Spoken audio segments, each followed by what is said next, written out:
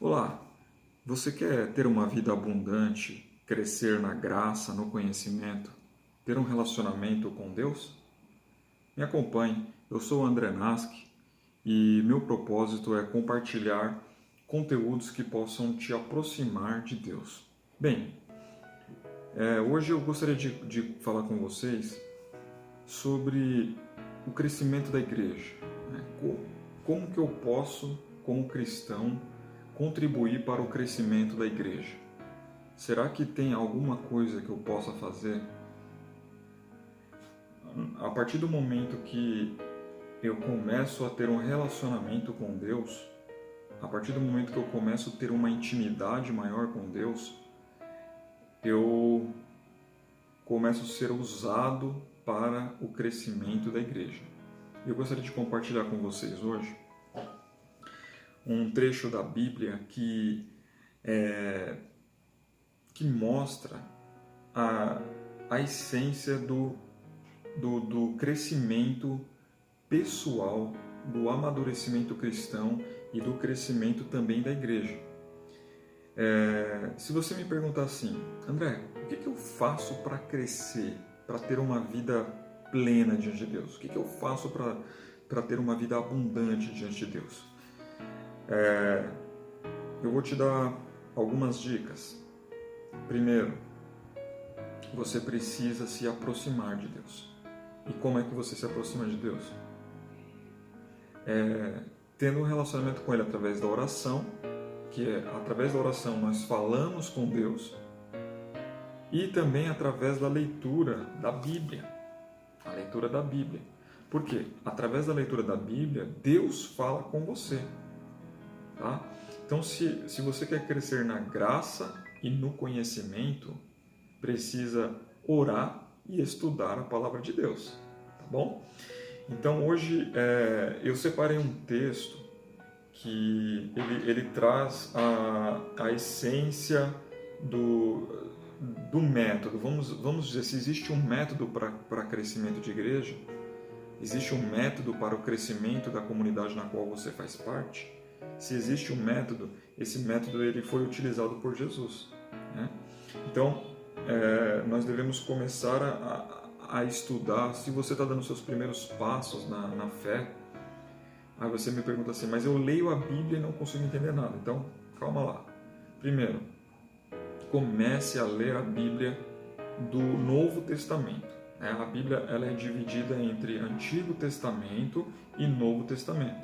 Então, primeira coisa, não vai começar a ler lá no Antigo Testamento, Levítico, Êxodos, né? Comece a ler os livros que são do Novo Testamento, porque eles trazem uma linguagem mais atual para o nosso entendimento. Tá? Então, por exemplo, o Evangelho de João, que é um livro onde ele traz ali a essência de quem é Jesus. Ele apresenta Jesus como o pão da vida, apresenta Jesus como o pastor das ovelhas, apresenta Jesus como água da vida eterna, né? Então, os evangelhos ele traz uma linguagem mais propícia para a gente entender. Mas hoje eu separei uma passagem do Evangelho de Lucas.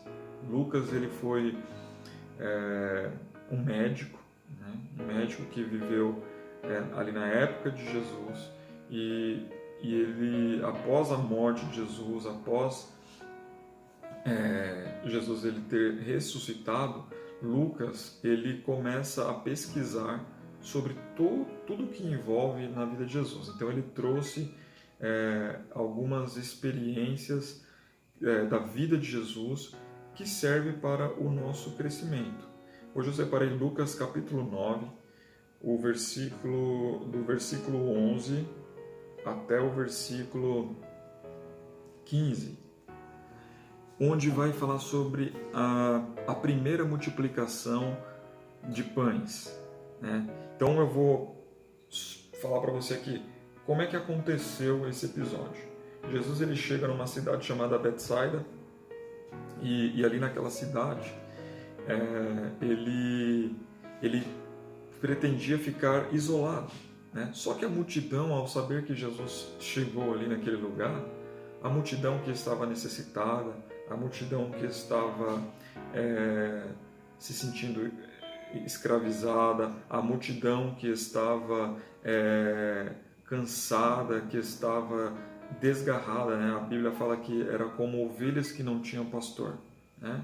Essa multidão, ela procurou Jesus, ela queria estar perto de Jesus, porque Jesus ele fazia milagres, porque Jesus ele multiplicava o pão, porque Jesus ele fazia diversas coisas que atraíam aquela multidão. Mas e aí o que aconteceu?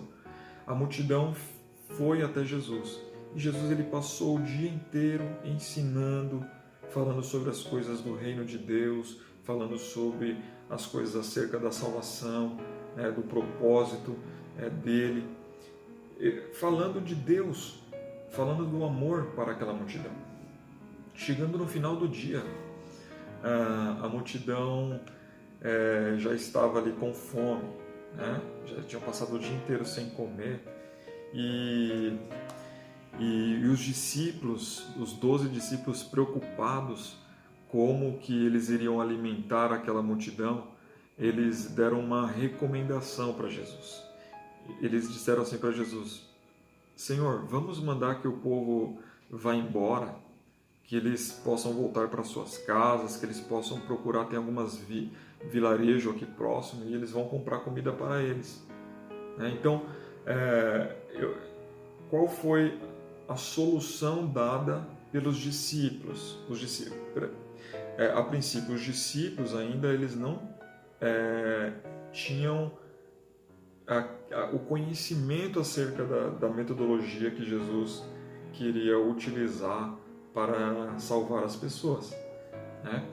Então, os discípulos, qual foi a solução que eles enxergaram no momento? As pessoas estão com fome, nós não temos comida suficiente, então mande cada um para sua casa e cada um que cuide do seu problema. Essa era a solução simples que os discípulos tinham para dar para Jesus. Jesus ele aproveitou essa oportunidade, né? Porque Jesus ele não perde a oportunidade, né? E se nós queremos ter uma vida plena, se nós queremos crescer na graça, no conhecimento, a gente precisa aprender a aproveitar toda a oportunidade para falar do amor do Senhor. Porque é o amor de Jesus que cura, é o amor de Jesus que transforma a vida das pessoas, é o amor de Cristo que faz as pessoas terem uma vida abundante, uma vida plena diante do Senhor. Jesus aproveita a oportunidade e fala o quê? Não vamos mandar eles embora não. Por que vocês não dão a eles o de comer? Por que vocês não alimentam essa multidão? Olha só, Jesus estava ali provocando, Jesus estava ali fazendo com que eles saíssem daquele modo de pensar, abandonasse aquele modo de pensar e começasse a pensar pela fé, né? Deixasse de pensar em um modelo natural e humano e começasse a pensar em um modelo sobrenatural e espiritual. Jesus falou assim: por que vocês não dão a eles de comer? Né? Então foi um desafio ali para eles. Eles disseram: mas Senhor, como que nós vamos alimentar essa multidão? São 5.000 homens, fora as crianças, fora as mulheres. Nós não temos condição para alimentar a multidão. Nós não temos recursos para alimentar essa multidão. E Jesus, ele diz ali para eles o seguinte: o que vocês têm? E eles, no meio da multidão, encontraram 5 pães e 2 peixinhos. Os discípulos falaram: 5 pães e 2 peixinhos não é suficiente. Mas Jesus aproveitou a oportunidade para ensinar-lhes uma grande lição. O que Jesus fez? Pegou os pães, falou para os discípulos sentarem, organizar toda a multidão para sentar em blocos de 50 pessoas. Então, um grupo de 50 pessoas sentado aqui, ao lado outro grupo de 50, e assim eles se organizaram. né? Então, vai vendo os sinais que Jesus foi mostrando ali para eles. E Jesus, ele pega o pão, ele levanta para o céu o pão, ora, agradece a Deus pelo alimento, né? Pega esse pão, distribui o pão para os discípulos e ordena que os discípulos distribuam o pão para a multidão. E os discípulos começaram a fazer como Jesus orientou, né? Pegaram o pão e foram distribuindo entre as multidões, né? E o interessante é que a Bíblia fala em Lucas capítulo 9, no versículo 17, fala assim: todos comeram e ficaram satisfeitos, e os discípulos ainda encheram 12 cestos com os pedaços que sobraram. Olha o milagre que aconteceu. Aquilo que era insuficiente, aquilo que não tinha solução, o Senhor Jesus mostrou para os seus discípulos, estava ensinando para os seus discípulos e consequentemente está ensinando para você hoje, que quando nós colocamos na mão de Deus, aquilo que é impossível se torna possível. Então, se você quer crescer na graça, quer crescer no conhecimento, quer ter uma vida abundante, aprenda a confiar em Deus.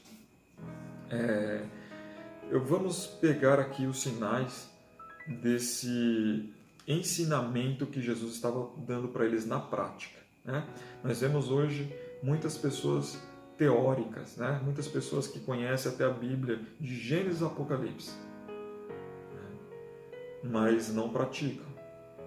Então, se você conhece pelo menos um pouco acerca da palavra de Deus, pega esse pouco que você conhece e coloque em prática na sua vida. Porque um pouco que você conhece e coloca em prática na sua vida é muito mais do que outras pessoas que ficam anos e anos estudando, mas não praticam aquilo que estão aprendendo. Vamos lá. Primeira coisa, Jesus ele orou e agradeceu pelo pão, né? Você tem sido grato a Deus por tudo que você tem? Você tem sido grato a Deus por tudo que você está passando? Talvez o que você está vivendo no momento não seja algo que você gostaria de estar vivendo. Talvez o que você tem na sua mão, você olha assim, mas é pouco, né? Eu não tenho o emprego que eu gostaria, eu não tenho a casa que eu gostaria de morar, eu não tenho o alimento que eu preciso no momento.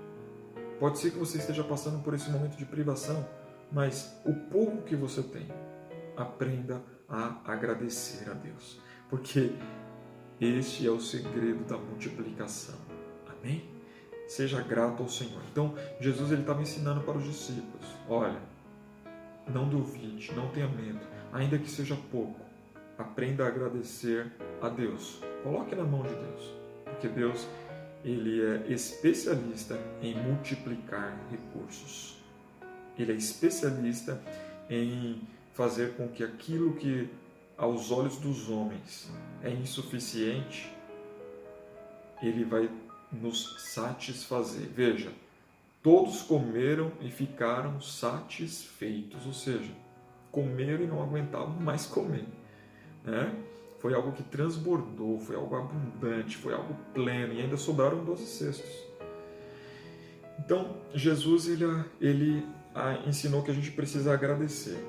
Segundo, Jesus ele não entregou o pão para a multidão. Jesus não entregou o pão para a multidão. O que ele fez? Ele entregou o pão para os discípulos. E os discípulos entregaram o pão para a multidão.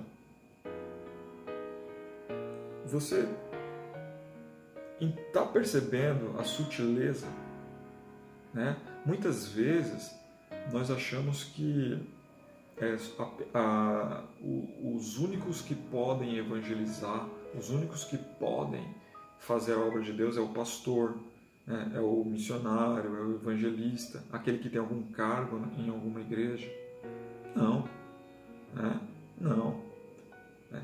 Todo discípulo, todas as pessoas que aceitaram Jesus, todas as pessoas que conhecem Jesus, podem compartilhar aquilo que elas já experimentaram de Jesus. E ao fazer isso, elas estão sendo canal de bênção para abençoar pessoas e para abençoar a sua própria vida. Então, Jesus ele faz o quê? Ele entrega o pão na mão dos discípulos e os discípulos vão alimentar a multidão. Tá? Então, o que nós aprendemos aqui? Que o discípulo, aquele que quer crescer, aquele que quer aprender, ele precisa fazer. Ele não pode ficar apenas observando, né? Se Jesus ele falasse assim, olha, fiquem aí, vamos ver, veja como é que eu vou fazer, e Jesus fosse lá alimentar a multidão, primeiro que Jesus ele ia demorar, né, para passar 5.000 pessoas, né? Segundo, os discípulos não iam colocar a mão na massa, né? Então, meu querido, você que está me ouvindo aí hoje, eu sou pastor também, e como pastor eu sinto isso, né? Muitas vezes as pessoas na igreja ficam esperando que o pastor vá fazer aquela visita para uma pessoa que está enferma, fica esperando que o pastor vá no hospital visitar alguém, fica esperando que o pastor organize um trabalho de evangelismo. As pessoas ficam esperando do pastor, mas não necessariamente isso, debaixo da autoridade do seu pastor, né? Você pode fazer a sua parte, né? Convidar as pessoas, levar uma palavra para alguém que está próximo a você, né? Apresentar um vídeo como esse para uma pessoa que você sabe que quer crescer na graça, no conhecimento. Então, nós podemos colocar a mão na massa e fazer, só assim que a gente aprende. Existe uma maneira de aprender que é estudar, só que pouco nós aprendemos quando nós apenas estudamos. Mas quando a gente pratica aquilo que a gente estudou, aí o conhecimento ele se solidifica, né? Nós aprendemos mesmo. Então, Jesus ele organiza, pede para os discípulos organizar. Então tem que ter organização, né? Terceira coisa, tem que ter organização. Dividiu em blocos de 50 pessoas, né? Então tem que se organizar. Se você quer crescer, se você quer que a sua igreja cresça, precisa se organizar, precisa dividir as tarefas, precisa saber quem são as pessoas que estão necessitadas.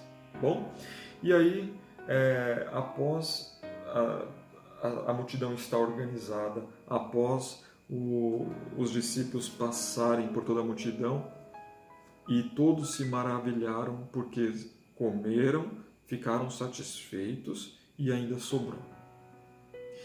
E aí eu quero aqui resumir para você, no final desse vídeo agora, essa metodologia em 4 passos. 4 passos para que a sua igreja cresça. 4 passos para que você que é um líder de célula, você que tem um pequeno grupo, você que está interessado em falar do amor de Jesus para outras pessoas. 4 coisas. Primeira coisa, Jesus chama o pecador. A primeira coisa que acontece, Jesus ele te chamou. Um dia você ouviu a voz de Cristo. Um dia os seus olhos foram abertos e você se interessou por Cristo, né? Então, nesse momento, Jesus ele te chamou. Ele te chamou e falou assim, vinde a mim, você que está cansado, oprimido, porque eu vou te aliviar. Então você aceitou Jesus, tá bom? Então esse é o primeiro passo, Jesus ele te convida. Segundo passo, se o pecador que recebeu o convite aceitar a Jesus, ele se torna um discípulo de Jesus, né? Então, olha só, lá em Mateus, no capítulo 11, Jesus fala, vinde a mim, todos vós que estáis cansados e oprimidos, e eu vos aliviarei. Tomai sobre vós o meu jugo e aprendei de mim, que sou manso e humilde de coração. Então, ele fala assim, aprendei de mim, ou seja, se torne meu discípulo, né? Então Jesus ele faz um convite para que todos aqueles que venham a Ele comecem a aprender com Ele. Porque o que é vir até Jesus? É você começar a aprender a viver da maneira como Cristo ele quer que você viva, né? Então, segundo passo, o pecador aceita o convite e se torna um discípulo, tá bom? Terceiro passo, Jesus ele envia o discípulo à multidão. Quem é a multidão? A multidão representa qualquer pessoa que está necessitada. Então Jesus ele envia você. Bom, primeiro Jesus ele te chamou. Segundo, você aceitou. Terceiro, Jesus, uma vez que você aceitou, ele te envia. Envia para que você possa ser o representante dele, né? Ele não faz esse convite para que você seja o sal da terra e a luz do mundo. Ele fala assim, vós sois o sal da terra e a luz do mundo. Ou seja, a princípio, quem é a luz? Jesus, né? João Batista, quando ele fala acerca de Jesus, ele fala assim, eis que eu vi a luz que brilhou, né? A luz, a glória do Senhor resplandeceu sobre nós. Mas Jesus, ele falou o seguinte, eu sou a luz, mas vocês são os meus representantes. Então, vocês são luz para o mundo que está em trevas. Tá? Então, terceiro passo, Jesus ele te envia. Ele te envia para essa pessoa que trabalha com você, que estuda com você, essa pessoa que às vezes é seu vizinho e neste momento está pensando em fazer uma besteira, ou está triste, está desanimado. Então, você que está aí perto dessa pessoa, você que está conectado com pessoas através das redes sociais, né? Jesus ele te envia para que você possa ser o representante dele. E quarto passo, quarto e último, o discípulo apresenta Jesus ao pecador. Então, Jesus ele te envia e aí você começa a apresentar Jesus para outras pessoas da mesma maneira que alguém um dia te apresentou Jesus. Então vira um círculo, né? Jesus te convidou, você aceitou, Jesus te enviou e você falou de Jesus para outra pessoa. Essa outra pessoa aceita, recebe o chamado de Cristo, aceita Cristo, é enviado por Cristo e leva Cristo para outras pessoas. E se a gente fizer dessa maneira, nós vamos ganhar multidões de pessoas para Cristo.